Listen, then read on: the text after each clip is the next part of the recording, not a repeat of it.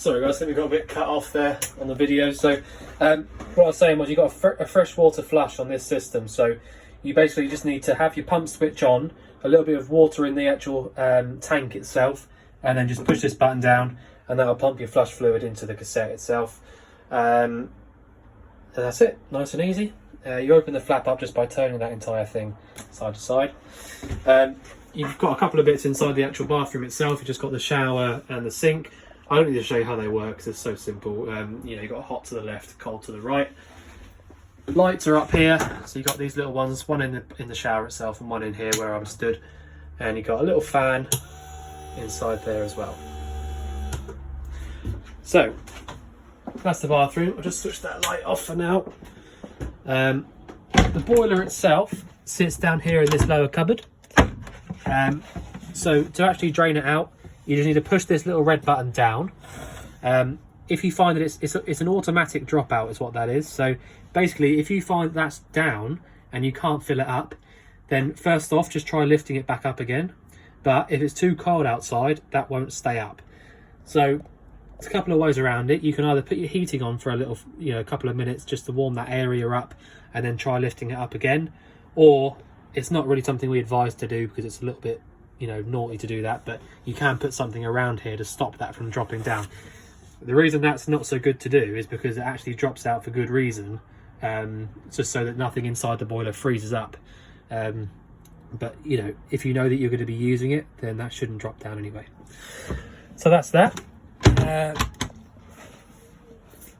Other than that, we've got the actual boiler settings themselves are these two just here.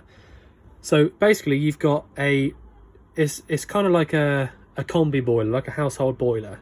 It is gas fed from this bottom one, and this top one here basically just powers the hot water on electric only when your generator's running or when you're plugged in on the mains.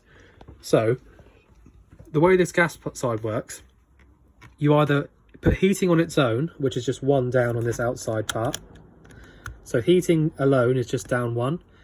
Heating and hot water at 60 degrees is the bottom one here. And hot water only are these two top ones. Now, on the older, much older vans, they write it slightly, it's the same system, but they write it down slightly differently. So I think it's quite a nice way to remember it. But up is summer settings, down is winter settings. So if you think about it, in summer you still want hot water, but you don't want any heating as well. But in winter you want both. So you go down one for heating only, down two for heating and hot water, up one for hot water, up two for hot water at 60 degrees as well. So, that's the reason why you need to have the boiler full before you start messing around with anything, because, you don't want to start heating it up with no water inside it. It's a bit like boiling an empty kettle. So yeah. Right, so generator, I'll show you how to use that now. Like I said, it is a Honda powered unit, so it's really quite reliable. All I've done so far is I put this little switch in so it's on. There's a little button on the middle there, which is the white one, so that's basically it's like a choke. So if it's really cold, I mean, to be fair, it's quite cold outside now anyway, so I'll just try and start it without the choke just so you can see. But this is all you need to do. Okay, so it didn't quite start up, so I want choke in a little bit, start it.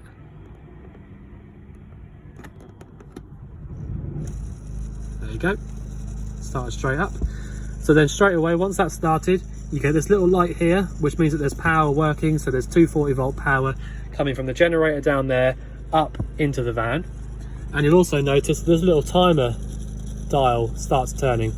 So that's basically just telling you how long you've had it running for. So that's on there. Next thing you can do, you can have a look up here. You can see there's 240 volt power coming into the van. So that just proves to you that it's all working. To actually get that to fire up like that, you will also need to turn your gas on, which you do by pushing this little switch down like it is now. And it shows you there that you've got, what's that? About half a tank of gas, like I said. So, power on like that, or gas on like that, sorry, and then you can start her up by pushing the choke in a little bit and starting it up via the switch. So, nice and easy. Once you've done that, you can do a couple of things.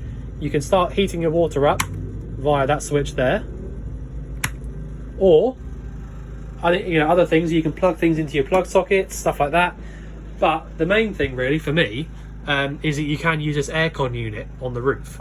Now this is good because it's air conditioning, so when you in the summer, obviously like aircon, you can cool it down, but it also means in the winter time, like now, you can turn this round to the hot setting where it is now, and then just literally turn it on. So straight away there's air pumping out through here, and it's actually pretty warm.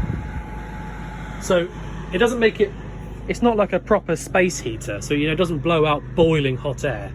But after sort of 20 minutes or so, this fan's going to be nicely warmed up just by pumping this air through here. So, you know, something really quite good, I think. You know, this is the only van I've ever seen with a generator, but I know that a lot of these Mirages were built with them. But, you know, the fact that that can be running there, and that is also powering this heating unit up here, I just think it's fantastic.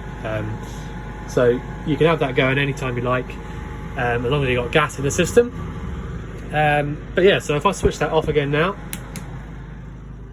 and then after that I want to turn the generator off, literally just press this button, the red button here, light goes out, number stops turning, that's it, off. So really, really nice and simple how to use that.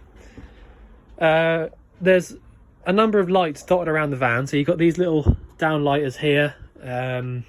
You know, to be honest, there's loads, absolutely loads of lights dotted around, so you can really go through and make it your own, choose which ones you do and you don't like, or you know, want on or don't want on. The bed over the cab, you've got this little seat belt here, and then it essentially just pulls down. It is handy if you have the seats folded all the way forward, so that then you can get the bed all the way down. But to be honest, that's, you know, really, really simple stuff. You know, it won't take you long to get the hang of that at all. Another little thing to point out, I suppose, if you open up this door, sometimes these little handles, they go down so that when it makes it easier for getting in and out, so you don't sort of catch yourself when you get in. So if you try and shut the door one day and you find that it just bounces back and doesn't do anything, it's because this little handle isn't upright and straight out like this.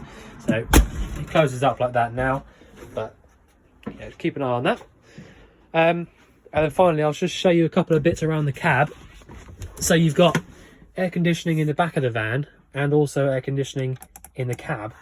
So if you're driving along, obviously you can use your aircon just via that switch just there, as long as this is on the number 1 or above. Your actual heating, so your cold air or hot air is just here in the middle, and you've got your actual fan heater control, so just telling it where to pump the air to is just there on the right. 5-speed manual gearbox, where reverse is lift up on the back here, over and up to the top left. When you start this van up, it's got a really nice Pioneer head unit, so you'll see that when you start it up, this little front piece comes out and folds up, so it's actually quite, you know, it's pretty cool. Nice little screen on there and stuff like that, so they're not cheap, those things. I've seen that this here, you've got this, so that's basically a way of using, like, it's like a microphone basically, so you can use your hands free, I can imagine, on there. And they've also hooked up an electronic antenna, so because the original van, the base van, would have had a little antenna built in, but obviously this one's being an A class, it's all the front of it's been sort of taken away, so you don't have to worry about that too much, it's already built in. But yeah, so that's it really. You got your electric adjusting mirrors that work off this switch down the bottom. But yeah, yeah, sorry about the video. It's really annoying that it just sort of, it seems to randomly cut out on me, and I have to do 2 parts, and it is frustrating. But there you go. Right, so I think that's about all I can show you, unless I can find anything else. All your paperwork's in this little cupboard just here in the wardrobe. So yeah. Right, I think I've shown you everything I can.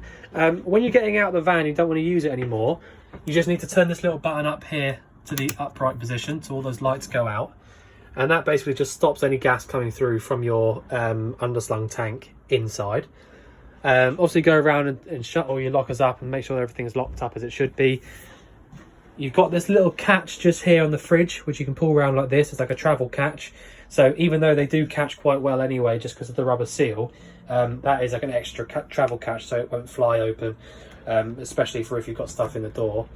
But just be careful; they are quite brittle, so you know don't try and don't test it out, basically. So that you know they're easy parts to get a hold of, but they do break sometimes. So just bear that in mind. But yeah, other than that, I think I've shown you everything I can.